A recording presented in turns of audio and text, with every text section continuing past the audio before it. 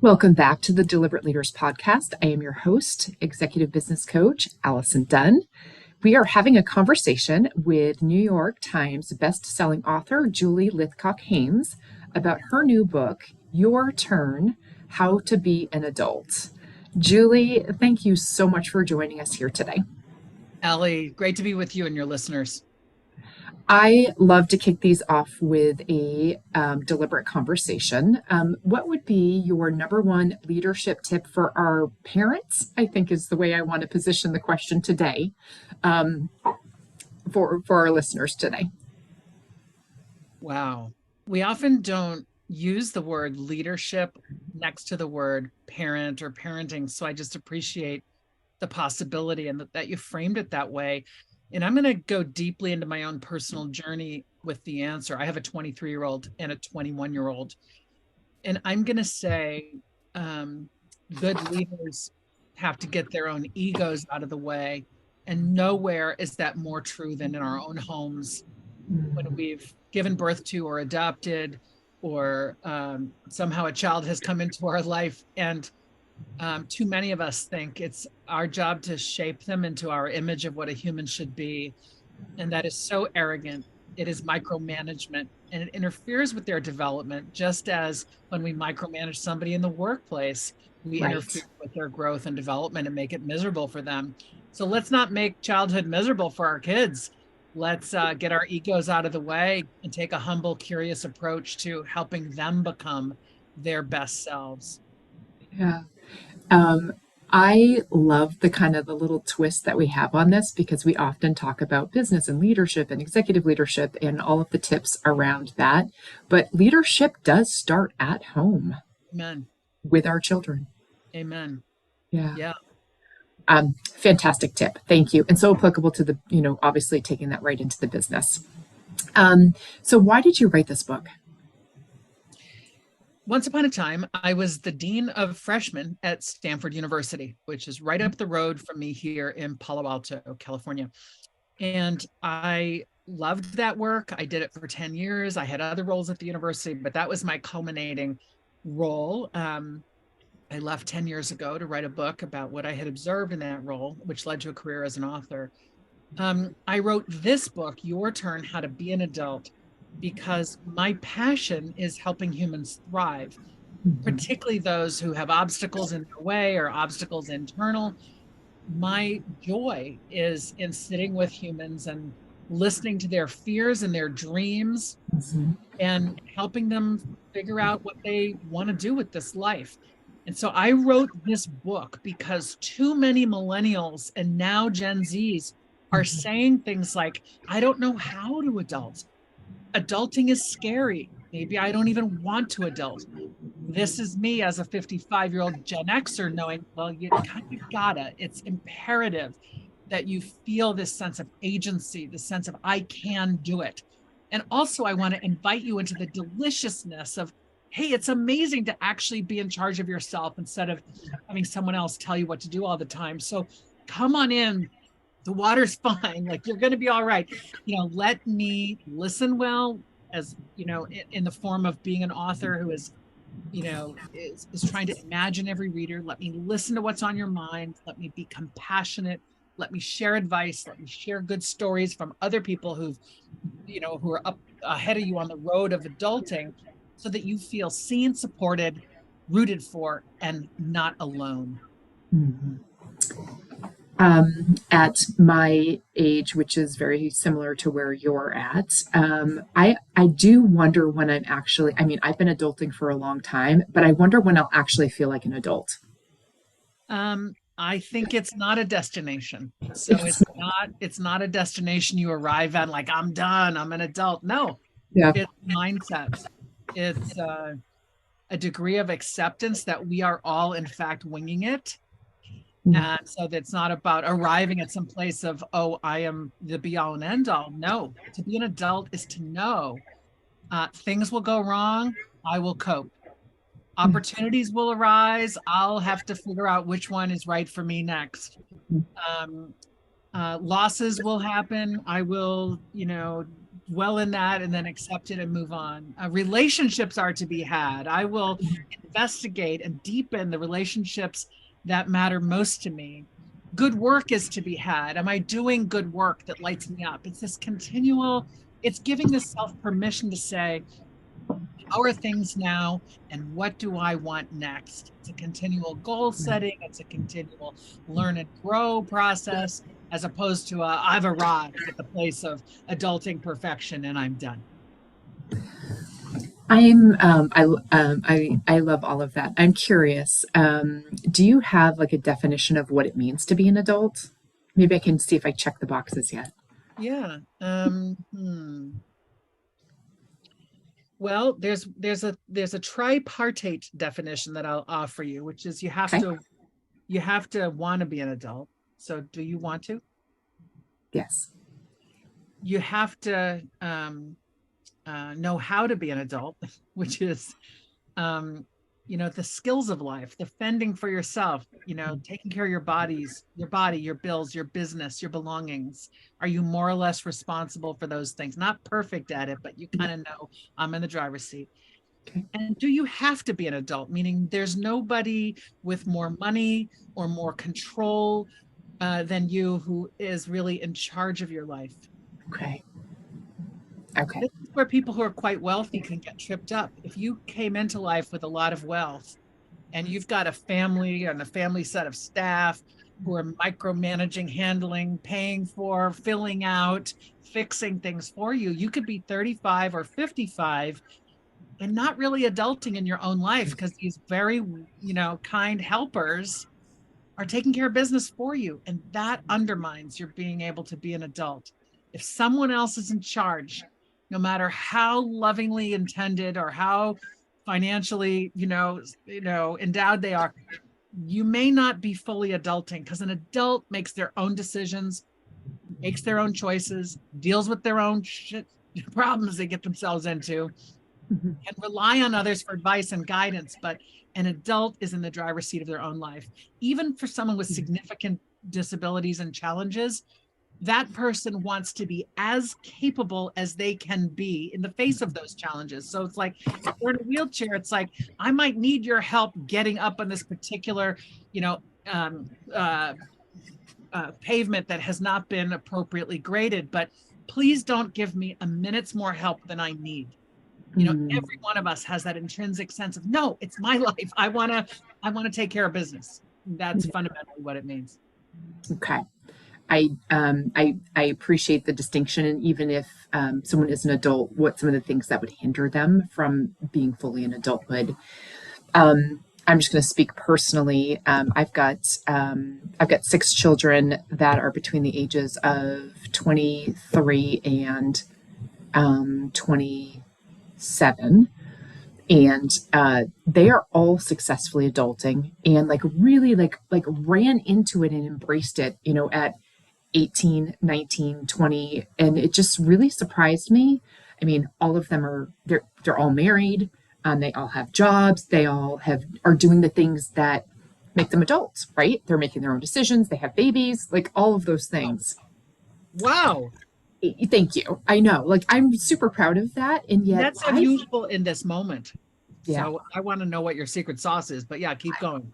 I don't know, but I remember as it was all happening in the beginning, I was like, what's the rush, kids? Like there's no reason to feel like you need to get married. And they were just moving in these significant directions. So I think potentially my generation may be part of the problem of not wanting our children to adult too quickly.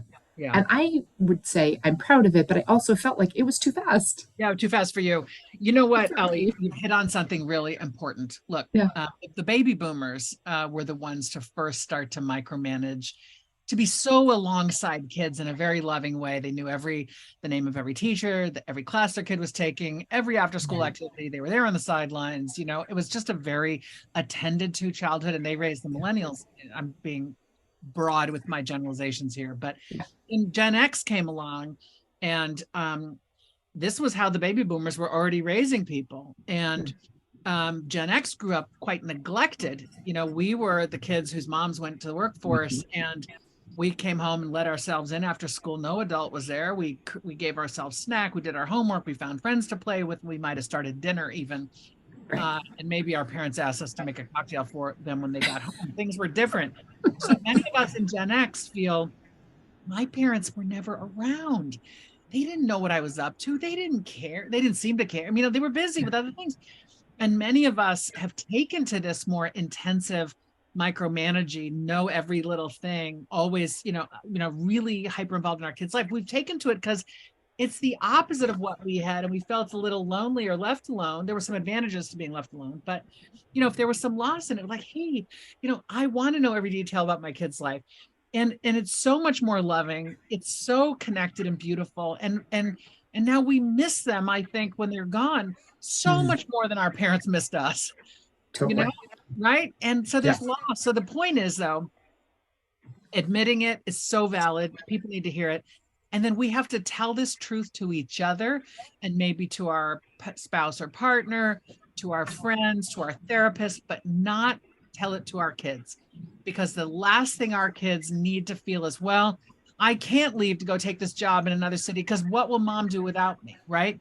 Unless you have some kind of real illness or challenge where they really need to be supporting you, we need to, like, it's roots and wings, give them the deep roots of the family values and all the skills you've developed, right? And then wings, we don't want to clip their wings. They want to fly. We're supposed to delight in that. We are a little heartbroken. Take that heartbreak to someone you trust, you can connect with, and outwardly project just confidence and excitement about what awaits them. Okay. So assuming that my children are not the exact example of maybe why this book was written, what are some of the best ways that parents can support their children into adulthood or into their own? Yeah. So, I said I was a former freshman dean at Stanford. My first book, to which this is really a sequel, the first book is called How to Raise an Adult, on the harm of overparenting. And it really speaks to the fact that if we micromanage along the way, what we end up with is an 18 or 21 or 25-year-old who doesn't have the wings, basically, with which to fly, because we've never let them try to develop wings. So they just sort of stuck. And so it's really a mindset of, from the minute they learn to walk, Allie, they're actually walking away.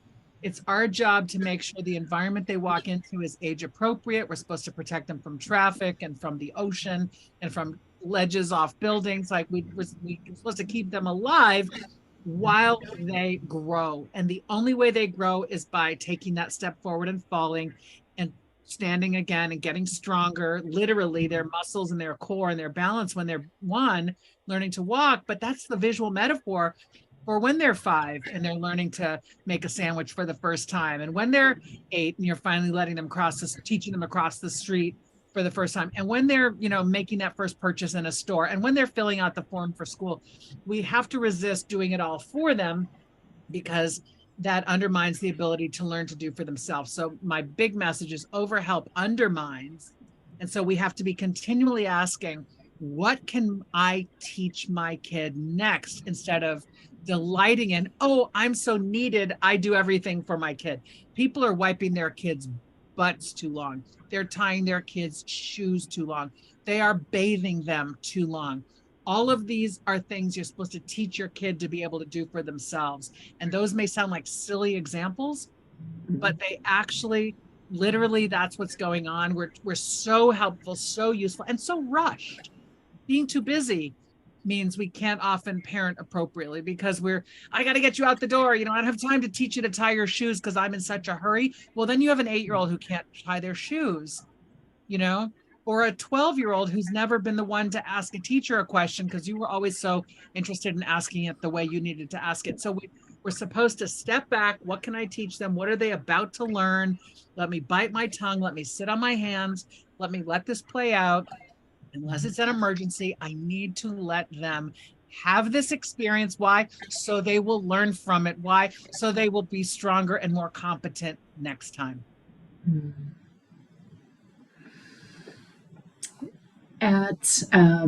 In your experience, your research, what are some of the pitfalls that we're finding as they should relative be adulting, and but they're not.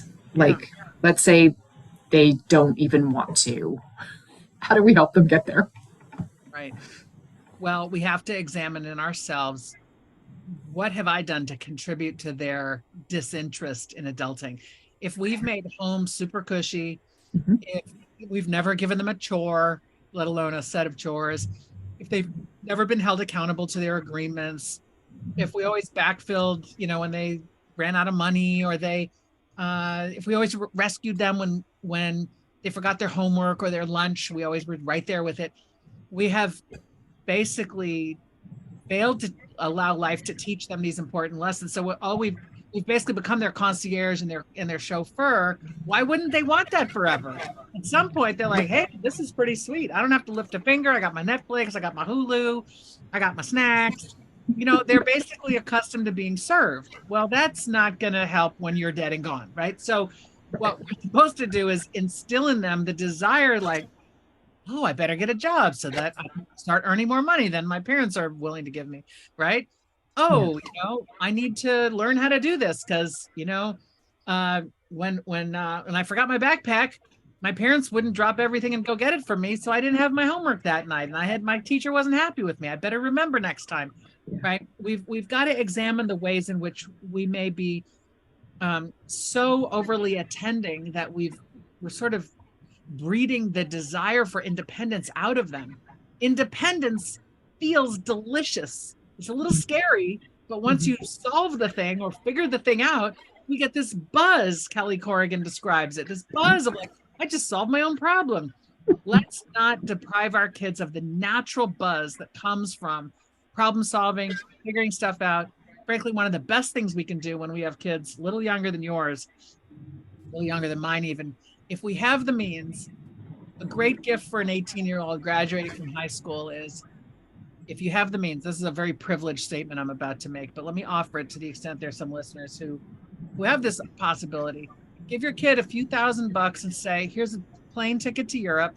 Come back when you run out of money, and I'll pay for the return ticket back. But you stay in Yeah. Europe as long as you can with this $2,000 or $3,000 that I'm giving you. Why? Europe is interconnected by rails. A lot of people there speak English if I'm talking to an English speaking audience, but there are also going to be challenges around language. It's a Yeah. great place to sort of discover, oh my gosh, I'm out of my own and my parents can't rescue me. But in an environment, because Western Europe is very similar to the United States in many ways, it's not going to feel so different. You're not going to be like in your panic zone. You're going to be in your growth zone. Go see if you can figure out lodging, food, transportation, you know, Yeah. learn a thing or two from the humans you bump into. That would be Yeah. a great learning experience. That is such a fantastic tip, and for just one level down from that, but actually as effective, because I've done it for my kids, Yeah, is get them a passport. there you go. That is like a ticket or the idea that the Exactly. world is open. That's right. Exactly. Yeah. Good for you. Yeah. Yep. Yeah. Yeah. Fantastic. Is there, so I mean, we've sort of spoken a little bit about like it's kind of the age group that should be maybe 18 and above, or out of college and going in and building a career and whatnot. What are some of the major obstacles and or opportunities for parents to help in that 12 to 18-year time frame? Yeah. So I'm looking at Your Turn, How to Be an Adult, my new book, and just looking at like in the early pages, I kind of Yeah. describe like these are the basics. Hmm. So the book is written for kind of 15 plus, really Okay. I'm for 15, but really 18 to 34. Um, and I got this list of things that someone should be able to do by the time they leave home, whether it's leaving home after high school, leaving, Okay. after college or trade school, whatever, when you're really kind of going to get your first apartment. You got to be able to, so a parent should look at this list and like, what am I doing to foster them learning this rather Yeah. than foster a dependency on me to do it? So Yeah. the things are: attend to the care and maintenance of your own body, personal hygiene, buying and cooking food, doctor, dentist, counseling appointments, refilling meds, Find work that pays your bills. Try hard. This is the importance of effort making, not being perfect every time, but knowing my effort is what I can control. Let me get better at making a good effort every time. Make your own decisions. Don't rely on other people to make your decisions. Get along well with others. Don't rely on other people to sort out your disputes for you, like often happens on play dates. You got to learn how to do the interpersonal dance with other humans. Keep track of your stuff. Reply when you've been invited to something. And if you said you were coming, show up. Find your people and care for them. This is about being in community, roommates, dorm mates, friends, your chosen family, your squad, your team, learn how to deepen those relationships, and then plan for your future, which is, everything you do now around what you eat and how you exercise, how you live, how you spend money, how you save money is going to impact yourself at 30 and 50 and 70 and 90. So you're not an indentured servant to your 70-year-old self, but at the same time, your 70-year-old self will have wanted you to start saving the minute you could because of the value of compounding interest. So it's that balance between the now and what I need now and want now, and what might I want in the future, and how am I going to really make good decisions to prepare for a thriving future. Yeah. Okay. And that is such a good list. It's gold, and it seems obvious, but yet it may not be. Right. Julie, what would you say is the most important takeaway from your book? Oh, my most important takeaway is you matter, reader. You matter. You matter in this earth. You matter in this moment. You matter to your loved ones, to your family. You matter to yourself. You matter to me. I'm an author trying to serve you because I believe in your right to be wildly successful at this journey of life. So the book is filled with stories from humans from all walks of life. It's religiously diverse, genderly diverse, racially diverse, socioeconomically diverse. How educated the storytellers are really varies. I've written this book with a structure that is deeply inclusive of people from the myriad ways in which we define and describe humans, people with mental health challenges, people with longing and loss. Just estrangement from family, close to family, people with pets, people without pets. So I hope that the way I've written it says to a reader, I hope the reader will at some point say, wow, she had me in mind when she wrote this story, or when she wrote this list of, how to get over perfectionism, or how to be better at saving money, or, how to cope with death. I feel seen is my goal with this book. And implicit in that is, hey, reader, you matter to me. I've written this for you. Julie, what is the best way for someone to procure your book and or follow the work that you do? I love that request, that question. I am, all my books are available in every format. They're everywhere you can buy books. Your local independent bookstore would be my choice of where you would get it. You can also get it online. I love bookshop.org, which gives money to the local independents. I'm at, my website is julielythcotthaims.com. On social media, I'm J. Lythcott Haims everywhere on social media. I blog weekly at a place called Julie's Pod. You can just Google Julie's Pod. That's where you're going to get my short form, blunt, frank observations about life. And it's free. And I hope you'll check that out if you like the way I write and think. And finally, if you live in Palo Alto, I just ran for city council. Talk about deliberate leaders. I decided to tackle the unaffordability of our housing stock. And I just ran for city council here and won a slot. So I'm going to be a incoming city council member, learning and growing at 55, humble, curious, trying to take all I've learned and use it to make things a little better for people in my city. Congratulations on your win. And the city is lucky to have you as a fresh view on the world at the table. So thank you for committing the time to do that. I also want to thank you. This has been a slightly different conversation that I typically have, and I think it is equally as impactful as anything we discuss on the podcast from week to week. So, Julie, thank you so much for your time today. Appreciate being here, and thanks to all your listeners who stayed with us.